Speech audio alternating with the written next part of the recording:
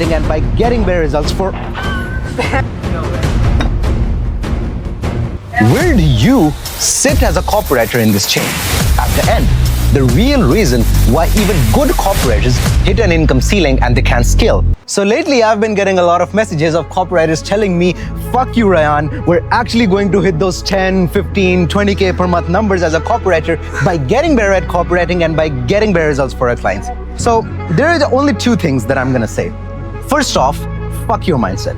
And on top of that, that is not going to happen for 2026 and beyond. And let me tell you exactly why I say this and why this exact belief is going to make sure that you never hit those numbers. But before I say that, I need to tell you something that might feel a little uncomfortable at first.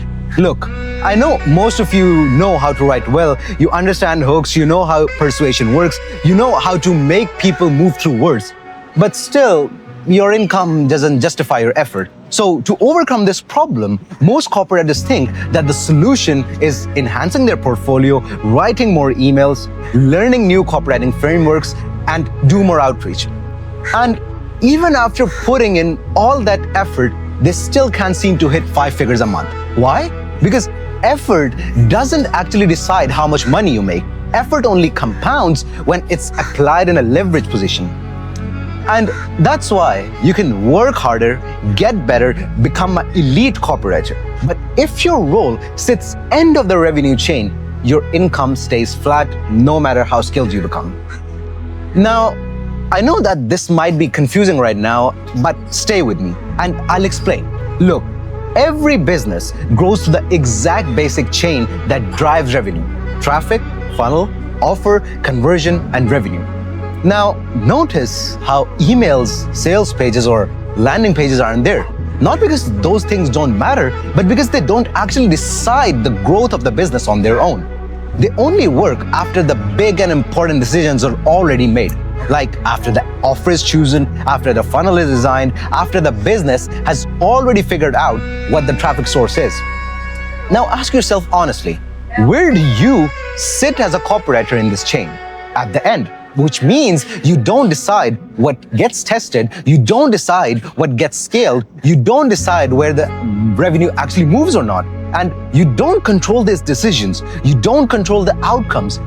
And when you don't control outcomes, your value drops. Because in the eyes of the client, you're not someone who drives growth. You're the person who just writes. And that's why businesses value people who control outcomes. And that's exactly what growth operators do. Growth operators are the ones who decide the direction in which the business moves. They own the revenue system, they diagnose problems, they control traffic, funnels, offer, and creative, and they're paid for outcomes. And they're retained because removing them breaks the money-making system inside the business that they've created. That difference alone is why growth operators make 3 to 5 times more than a copywriter. Now, you might be wondering, why am I even comparing copywriters to growth operators? Because growth operators are not the replacement for a copywriter, they're the evolution of one. Copywriting is the entrance, not the endpoint. A growth operator takes the copy foundation and stack their skills, strategically allowing them to design and run profitable revenue systems inside a business. Same foundation, but higher leverage. And copywriters who are actually getting replaced are not being replaced by what most people think is AI. They're being replaced by people who expanded their role beyond writing. Because when a copywriter transitions into a growth operator, they gain an unfair advantage with every client that they work with. They don't just write copy, they design the entire marketing system for their clients. They understand how everything connects. And on top of that, they still do the copy anyways. So from a psychological standpoint, it's very simple.